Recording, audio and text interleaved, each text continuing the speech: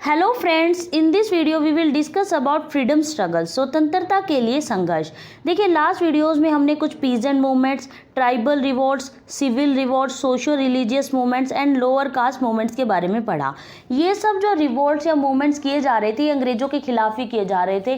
जो इंडिया के लोग थे वो अंग्रेजों से बहुत ज़्यादा परेशान थे। कोई उनसे ज़्यादा जो रिवेन्यू लिया जा रहा था उसके विरुद्ध युद्ध लड़ रहे थे। सबके अलग अलग अपने अपने रीज़न थे। इसके बाद हमारा आता है जो फ्रीडम स्ट्रगल, जो हमारे स्वतंत्रता के लिए, अंग्रेजों को इंडिया से भगाने के लिए जो संघर्ष हुआ ना, वो कैसे कैसे हुआ, किन किन लोगों ने उसमें योगदान दिया।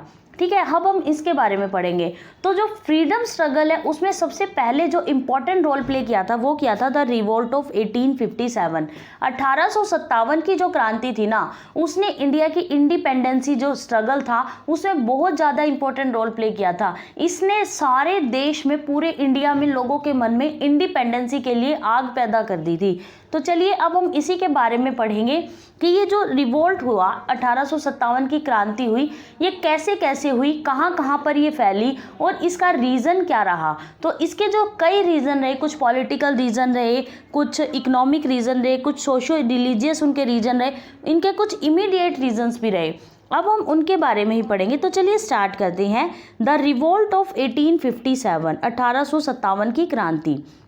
The revolt of 1857 is an important landmark in the history of India which occurred during the Governor Generalship of Lord Canning। तो जब ये क्रांति हुई ना, तो उस टाइम जो इंडिया का गवर्नर जनरल था वो कौन था? Lord Canning. देखिए, ये बहुत ज़्यादा इंपॉर्टेंट बात है। कई बार एग्जाम में पूछा जाता है कि जब 1857 की क्रांति हुई थी तो उस समय इंडिया के जो गवर्नर जनरल थे वो कौन थे? Lord Canning. तो 1857 की क्रांति ने बहुत इंपॉर्टेंट रोल प्ले किया था और ये बहुत इंडिया की हिस्ट्री में एक लैंडमार्क है, इंपॉर्टेंट लैंडमार्क के रूप में देखा जाता है। नेक्स्ट आता है कॉसेज ऑफ रिवोल्ट। रिवोल्ट के क्या क्या कारण रहे, क्या क्या रीजन था उनके पीछे। The revolt of 1857 was a combination of political, economic, socio religious and military causes. तो ये कॉम्बिनेशन था किन किन रीजन्स का? Political, economic, socio religious and military causes का। तो देखिए, आते हैं हमारे पॉलिटिकल रीजन क्या रहे। Nana Sahib was refused pension as he was the adopted son of Peshwa Bajirao second. जो ये पेशवा बाजीराव सेकंड थे, ये लास्ट मराठा रूलर थे। इनके बेटे थे जो नाना साहिब। क्या हुआ? ये अडोप्टेड सन थे। जो नाना साहिब बाजीराव के नाना साहिब अडोप्टेड सन थे। तो अंग्रेजों ने क्या किया? इनकी पेंशन देने से इनकार कर दिया, रिफ्यूज कर दी कि तुम तो अडोप्टेड सन हो।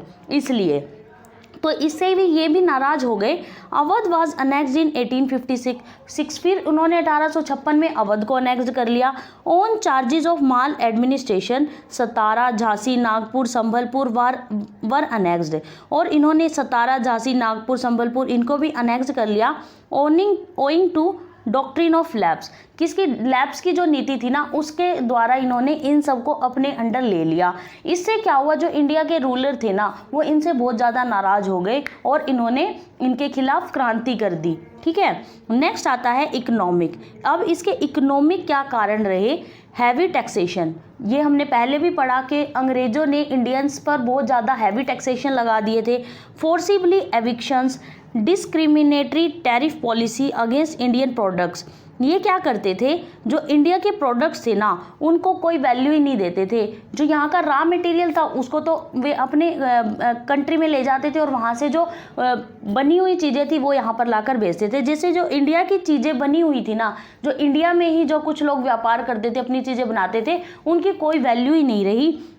And destruction of traditional handicrafts that hit peasants and artisans. और जो यहाँ की ट्रेडिशनल हैंडीक्राफ्ट थी ना, उसको बिल्कुल इन्होंने नष्ट कर दिया, जिससे यहाँ के लोग थे, जो यहाँ के व्यापारी थे, वो बिल्कुल उनका धंधा बिल्कुल चौपट हो गया, जिससे वो भी बिल्कुल नाराज़ हो गए थे अंग्रेज़ों से, जिसने जो पीजेंट्स और आर्टिजन्स थे उन पर बहुत ज़्यादा अटैक किया, हिट किया था उनको। तो ये भी रीज़न रहा कि इकोनॉमिक कारण ये रहा कि यहाँ के लोगों का जो व्यापार था वो बिल्कुल डिस्ट्रक्ट हो गया था।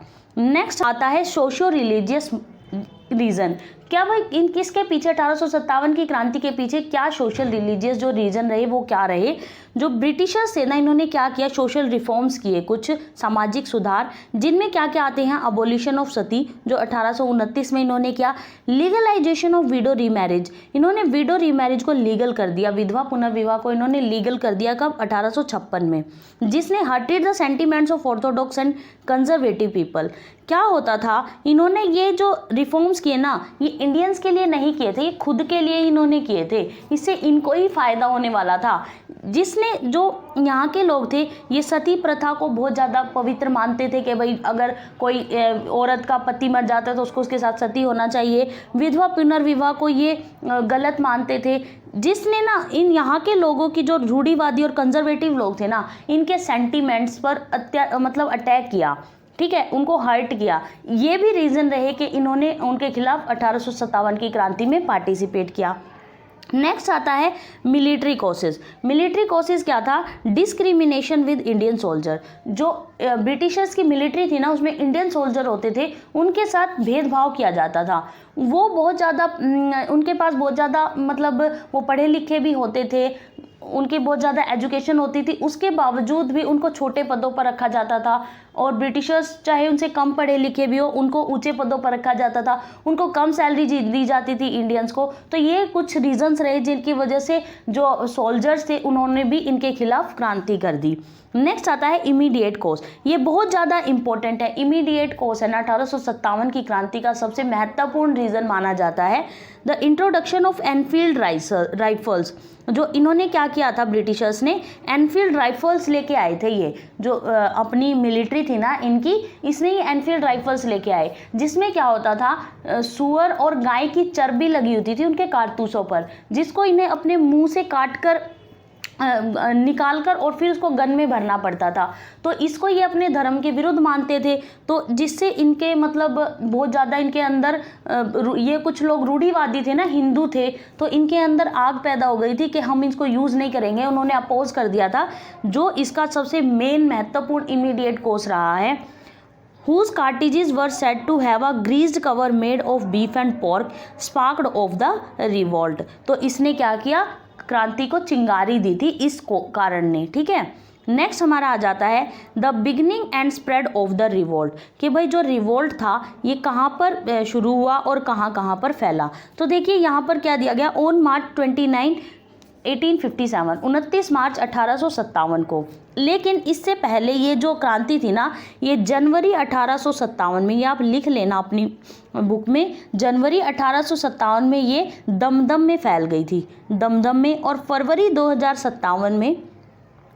1857 में ये बहरामपुर में भी फैली थी। उसके बाद जो सबसे मेन ये फैली थी, ये कहाँ पर, 29 मार्च 1857 में एक इंडियन सिपाही थे ऑफ 34 नेटिव इन्फेंट्री।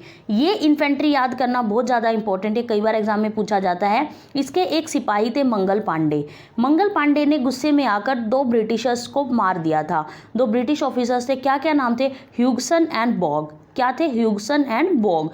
तो जो मंगल पांडे थे, ये क्वेश्चन भी आता है, उन्होंने किन किन ब्रिटिशर्स को मारा था, ह्यूगसन एंड बॉग को। जो मंगल पांडे थे ये कौन सी इन्फेंट्री से, 34 नेटिव। ये नंबर याद रखना बहुत ज़्यादा इंपॉर्टेंट है, आप इसको याद जरूर रखना। ऑन परेड एट बैरकपुर, कहाँ पर, बैरकपुर में, near Calcutta.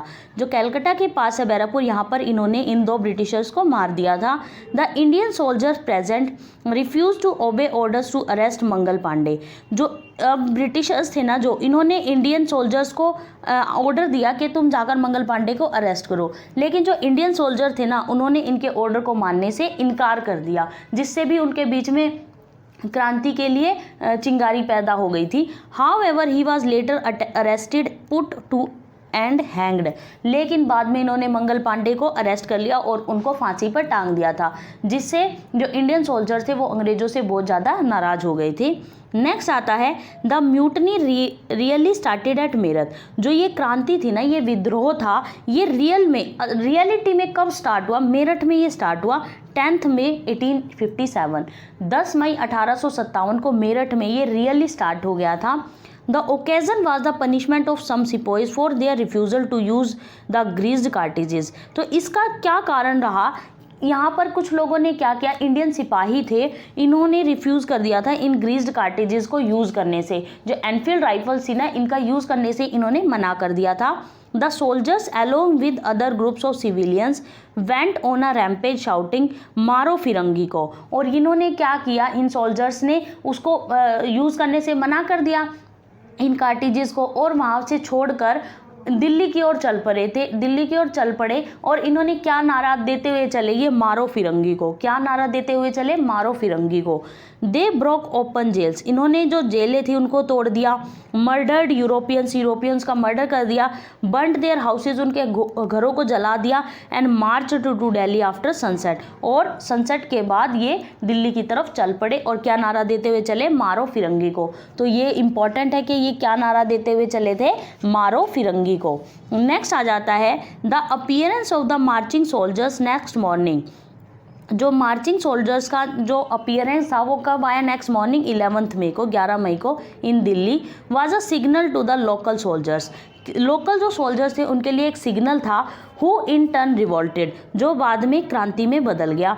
Seized the city and proclaimed, इन्होंने पूरी दिल्ली को घेर लिया और क्या कहा, जो दिल्ली में उस टाइम बहादुर शाह थे ना, बहादुर शाह जफर, उनको क्या घोषित कर दिया, शहंशाह हिंदुस्तान। ये बहुत बूढ़े हो चुके थे, 82 साल के, इनको एम्परर ऑफ इंडिया या शहंशाह ए हिंदुस्तान इनको घोषित कर दिया और अपनी क्रांति इन्होंने शुरू कर दी थी। ठीक है, तो ये क्वेश्चन आता है कि भाई जब ये सोल्जर्स थे ये दिल्ली आए तो इन्होंने यहाँ पर किसको अपना शहंशाह घोषित किया, बहादुर शाह जफर को। किसको, बहादुर शाह जफर को। देखिए यहाँ पर एक टेबल दी गई है, इस टेबल में ये दिया गया है कहाँ कहाँ पर ये जो 1857 की क्रांति थी कहाँ कहाँ पर ये फैली, ये कब शुरू हुई, ये कब ख़त्म हुई, कौन से इंडियन लीडर थे, और उस टाइम जो ब्रिटिश सप्रेसर थे, जो ब्रिटिशर्स थे जो उनके खिलाफ लड़ रहे थे वो कौन थे। ठीक है, तो चलिए एक बार देख लेते हैं। सबसे पहले आता है दिल्ली। दिल्ली में जब ये क्रांति शुरू हुई, दिल्ली में कब हुई, 11 में 1857, 11 मई 1857 को, जब वो इंडियन सोल्जर्स दिल्ली में आ गए थे और बहादुर शाह जफर को अपना शहंशाह घोषित कर दिया था। ये कब ख़त्म हुआ था, 20 सितंबर 1857 को। तो दिल्ली में जो क्रांति कब ख़त्म हुई, 20 सितंबर 1857 को। 11 मई 1857 को शुरू हुई और 20 सितंबर 1857 को ये ख़त्म हुई थी। इसमें इंडियन लीडर कौन थे, Bahadur Shah second Zafar and Bakht Khan commanding general. ये कौन होते थे, बख्त खान इनके कमांडिंग जनरल थे। ठीक है, बहादुर शाह जफर के। और उस टाइम ब्रिटिश सप्रेसर कौन थे, जॉन निकलसन। कौन थे, जॉन निकलसन। ठीक है, तो ये बहुत ज़्यादा इंपॉर्टेंट है, ब्रिटिश सप्रेसर भी कौन थे। नेक्स्ट आ जाता है कानपुर। अब कानपुर में कब शुरू हुआ, 4 जून 1857 को। कब, 4 जून 1857 को। ख़त्म कब हुआ, 6 दिसंबर 1857 को। यहाँ से कौन लीड कर रहा था 1857 की क्रांति को, Nana Sahib and his loyal commander Tatya Tope. Nana Sahib और उनके जो कमांडर थे तात्या टोपे, वो यहाँ से लीड कर रहे थे। और उस टाइम जो अंग्रेजों की तरफ से कौन लड़ रहे थे, कॉलिन कैंपबेल। कौन, कॉलिन कैंपबेल। नेक्स्ट आते हैं लखनऊ में। लखनऊ में कब शुरू हुआ, 4 जून 1857 को। जब कानपुर में शुरू हुआ उसी टाइम लखनऊ में शुरू हुआ और उसी टाइम झांसी में, मतलब यूपी के एरिया में ये एक टाइम में ही शुरू हुआ। लेकिन लखनऊ में ये कब ख़त्म हुआ, 21 मार्च 1858 को। 21 मार्च 1858 को। लखनऊ से जो इंडियन थे वो कौन लीड कर रहे थे, बेगम हजरत महल। कौन लीड कर रही थी, बेगम हजरत महल। और ब्रिटिशर्स की तरफ से यहाँ भी कौन था, कॉलिन कैंपबेल। कौन थे, कॉलिन कैंपबेल। नेक्स्ट आते हैं झांसी में। झांसी में भी कब शुरू हुआ, 4 जून 1857 को। एंड कब हुआ, 18 जून 1858 को। ये तो आपने बहुत बार पढ़ा होगा कि झांसी से कौन लड़ी थी, रानी लक्ष्मीबाई। कौन लड़ी थी, रानी लक्ष्मीबाई। और ब्रिटिशर्स की तरफ से कौन था, ह्यूज रोज। कौन था, ह्यूज रोज। नेक्स्ट आते हैं इलाहाबाद। इलाहाबाद में कब शुरू हुआ, 5 जून 1857 को। और एंड कब हुआ, मार्च 1858 को। और इसको कौन लीड कर रहा था इंडियंस की तरफ से, लियाकत अली। इलाहाबाद से कौन लीड कर रहा था, लियाकत अली।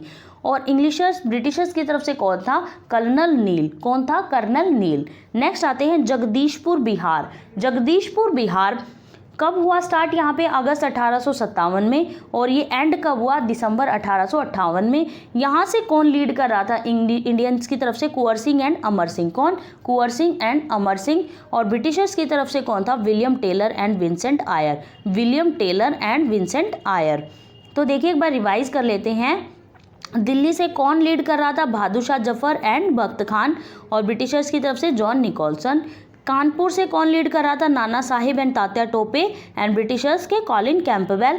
लखनऊ से कौन कर रहा था? बेगम हजरत महल एंड ब्रिटिशर्स की तरफ से कॉलिन कैंपबेल। झांसी की तरफ से कर रही थी रानी लक्ष्मीबाई, ब्रिटिशर्स की तरफ से ह्यूज रोज। इलाहाबाद से कर रहे थे लियाकत अली और ब्रिटिशर्स के थे कर्नल नील। जगदीशपुर बिहार से Kunwar Singh and Amar Singh and Britishers की तरफ से William Taylor and Vincent Eyre. आप इनको, इसके जो लीडर थे ना, ये बहुत अच्छे से आप याद कर लेना। नेक्स्ट आते हैं, within a month of the capture of Delhi. जब इन्होंने कैप्चर कर लिया दिल्ली को, उसके एक ही मंथ में the revolt spread to the different parts of India. जो रिवोल्ट थी, क्रांति थी, ये इंडिया के डिफरेंट पार्ट्स में फैल गई थी, specially all over the north India. पूरे नॉर्थ इंडिया में, central India and western India, central India and western India में ये फैल गई। North India, central India and western India. South remained quite. ये बहुत ज़्यादा इंपॉर्टेंट है, ये आ सकता है कि क्या पूरे इंडिया में फैली थी 1857? नहीं, जो साउथ का पार्ट था वो बिल्कुल क्वाइट था, वहाँ से किसी ने भी इस क्रांति में भाग नहीं लिया। Punjab and Bengal were only marginally affected. जो पंजाब और बंगाल थे वो भी कुछ कुछ एरिया में ही ये क्रांति कर रहे थे, तो पंजाब और बंगाल में भी पूरे पंजाब और बंगाल में नहीं हुआ। तो ये बहुत ज़्यादा इंपॉर्टेंट है, जो साउथ इंडिया था वो बिल्कुल क्वाइट था। ठीक है, इसके बाद आता है नोट। नोट में देखिए बहादुर शाह सेकंड। बहादुर शाह सेकंड कौन थे? जो दिल्ली में रूलर थे और जिनको उन्होंने इंडियन सोल्जर्स ने अपना जो शहंशाह घोषित कर दिया था। Was deported to Rangoon. फिर इनको रंगून डिपोर्ट कर दिया ब्रिटिशर्स ने, वेयर ही डाइड इन 1862, जहाँ पर ये इनकी डेथ हो गई 1862 में। ही सन्स वर डेड। उनके जो बेटे थे वो भी मारे गए। कौन? नाना साहिब। Original name धुंधुपंत। जो नाना साहिब थे उनका ओरिजिनल नेम क्या था? धुंधुपंत। ये बहुत ज़्यादा इंपॉर्टेंट है, कई बार एग्जाम में पूछ लिया जाता है। नाना साहिब का ओरिजिनल नेम क्या था? धुंधुपंत। Begum Hazrat Mahal and Khan Bahadur Khan escaped to Nepal. ये कहाँ भाग गए? Escaped to Nepal. Tatya Tope original, Tatya Tope का ओरिजिनल नेम क्या था? रामचंद्रा पांडुरंग। अब तात्या टोपे का ओरिजिनल नेम था वो क्या था? Ramchandra Pandurang. Was captured and executed on 15 अप्रैल 1859। ये पकड़े गए और इनको 1859 ईस्वी में क्या कर दिया? एग्जीक्यूट कर दिया। नेक्स्ट रानी लक्ष्मीबाई। रानी लक्ष्मीबाई युद्ध में ही मारी गई थी, युद्ध के मैदान में ही, डाइड इन द बैटलफील्ड। तो ये कई बार क्वेश्चन पूछ लिए जाते हैं, रानी लक्ष्मीबाई कहाँ पर मारी गई थी, और जो तात्या टोपे थे वो कैसे मारे गए थे। नेक्स्ट आते हैं कुंवर सिंह। Kunwar Singh was bounded. इन घायल हो गए थे युद्ध करते हुए एंड डाइड ऑन 26 अप्रैल 1858। ये कहाँ से थे? जगदीशपुर बिहार से थे ना, ये हमने पहले पढ़ा, जगदीशपुर बिहार से थे। तो कुंवर सिंह घायल हो गए थे और इनकी 26 अप्रैल 1858 को इनकी डेथ हो गई थी। नेक्स्ट आ जाता है सर ह्यूज रोज। सर ह्यूज रोज, देखिए ये जो रानी लक्ष्मीबाई के टाइम में ब्रिटिशर्स की तरफ से सप्रेसर थे, डिस्क्राइब्ड लक्ष्मीबाई। इन्होंने क्या कहा? इन्होंने रानी लक्ष्मीबाई के साथ युद्ध लड़ा था ना, तो इन्होंने रानी लक्ष्मीबाई को कहा the best and bravest military leader of the rebel. जो बेस्ट और सबसे ब्रेव मिलिट्री लीडर थी ना इस क्रांति की, वो कौन थी? रानी लक्ष्मीबाई। ये बात किसने कही? सर ह्यूज रोज ने। किसने की? सर ह्यूज रोज ने। नेक्स्ट आते हैं अदर इम्पोर्टेंट लीडर्स। जो इस क्रांति के अदर इम्पोर्टेंट लीडर्स हुए वो कौन कौन से थे? खान बहादुर खां। खान बहादुर खां कहाँ से थे? बरेली से। खान बहादुर खां बरेली से। मौलवी अहमदुल्ला, ये कहाँ से थे? मौलवी अहमदुल्ला फैज़ाबाद से। मौलवी अहमदुल्ला फैज़ाबाद से थे। अजीमुल्ला खां फतेहपुर से। अजीमुल्ला खां फतेहपुर से। देवी सिंह मथुरा से। कदम सिंह मेरठ से। कदम सिंह कहाँ से? मेरठ से। नेक्स्ट है इंग्लिश अथॉरिटी री इस्टेब्लिश्ड इन इंडिया ड्यूरिंग जुलाई से दिसंबर 1858। जुलाई से दिसंबर 1898 जो इंग्लिश अथॉरिटी थी वो दोबारा से री इस्टेब्लिश हो गई थी। नेक्स्ट आते हैं causes of failure.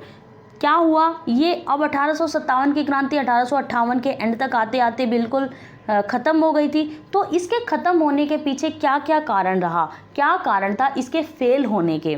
The revolt of 1857 was an unsuccessful, ये अनसक्सेसफुल रही थी। क्यों? क्योंकि जो इसका रिजल्ट लेके चले थे ना कि 1857 की क्रांति का ये रिजल्ट निकलेगा, वो नहीं निकल पाया था, तो ये अनसक्सेसफुल रही थी। बट हीरोइक इफेक्ट, लेकिन इसके heroic effort to eliminate foreign rule, तो इसका but heroic effort to eliminate foreign rule, इन्होंने क्या किया, बहुत ज़्यादा हीरोइक एफर्ट डाले थे अपने इनको फॉरेन रूल को एलिमिनेट करने के लिए। द मेन कोसेज वर, तो मेन कोसेज क्या क्या रहे, disunity of the Indians and the poor organisation, जो इंडियंस के बीच में ना डिसयूनिटी थी, सभी इंडियंस ने मिलकर एक साथ ये क्रांति नहीं की, कोई कहीं पे कर रहा है, कोई कहीं पे कर रहा है, कोई कभी स्टार्ट कर रहा है, कोई कभी स्टार्ट कर रहा है, तो इससे क्या हुआ, उनके बीच में डिसयूनिटी हो गई और जो ऑर्गेनाइजेशन था इस क्रांति का वो भी बहुत खराब था, पुअर था। तो ये एक रीज़न रहा। लैक ऑफ कंप्लीट नेशनलिज्म, मतलब इस ये क्या हुआ, पूरे इंडिया में नहीं फैला, लैक ऑफ कंप्लीट नेशनलिज्म था, इसमें बहुत कमी थी नेशनलिज्म की। Sindhis, Holkars and Nizam and other actively help the British, इनमें से जो इंडिया के जो रूलर थे, सिंधीज थे, होलकर थे, निज़ाम थे, इन्होंने क्या किया, ब्रिटिशर्स की हेल्प की थी 1857 की क्रांति में। नेक्स्ट आता है lack of coordination between sepoy, peasants, zamindars and other classes, क्या हुआ, इन सब के बीच में ये अलग अलग स्थानों पर कर तो रहे थे, लेकिन इनके बीच में जो कोऑर्डिनेशन की कमी थी, sepoys, peasants, zamindar and other classes, सबके बीच में कोऑर्डिनेशन की कमी थी। Many had different motives for participating in the revolt, जो अलग अलग लोग थे ना, सभी अलग अलग रीज़न से ये युद्ध लड़ रहे थे। कोई अपने सत्ता के लिए लड़ रहा था, जैसे रानी लक्ष्मीबाई थी, वो अपने बेटे के लिए लड़ रही थी कि मेरे बेटे को ये जो थ्रोन है ये चाहिए, तो सब अलग अलग रीज़न से लड़ रहे थे, सब किसी का भी एक रीज़न नहीं था। तो ये कुछ रीजंस रहे जिनकी वजह से ये जो 1857 की क्रांति है ये फेल हुई। नेक्स्ट आते हैं सिग्निफिकेंसेस, मतलब इसके क्या क्या सिग्निफिकेंसेस हुए, क्या रिजल्ट निकला। The important element in the revolt ले इन हिंदू मुस्लिम यूनिटी, इसने क्या किया, जो हिंदू मुस्लिम यूनिटी थी इसमें बहुत अपना रोल प्ले किया, जो हिंदू मुस्लिम थे वो बिल्कुल एक हो गए थे। People exhibited patriotic sentiments without any touch of communal feeling, जो लोग थे ना उनके जो उससे बाहर आ गए, वो पैट्रियोटिक सेंटिमेंट्स थे ना उनके, वो उनसे बाहर आ गए without any touch of communal feeling. If no doubt began as an mutiny of soldiers but soon turn into a revolt against British rule in general. ये स्टार्टिंग में तो क्या हुआ था, एक विद्रोह था सिर्फ सोल्जर्स का, लेकिन धीरे धीरे ये पूरे इंडिया में ब्रिटिश रूल के अगेंस्ट फैल गया था। मतलब पहले तो ये सिर्फ सोल्जर ने शुरू किया, लेकिन बाद में धीरे धीरे जमींदारों ने, किसानों ने, सब ने ब्रिटिशर्स के खिलाफ क्रांति कर दी थी। ठीक है, तो देखिए ये 1857 की क्रांति के कुछ कारण रहे, फिर उनमें किस किस ने पार्टिसिपेट किया और उसके क्या क्या कारण रहे कि भाई ये 1857 की क्रांति क्यों हुई, फिर इसके फेल होने के क्या कारण रहे, फिर उसके सिग्निफिकेंसेस क्या थे। नेक्स्ट अब हमारा है nature of the revolt of 1857।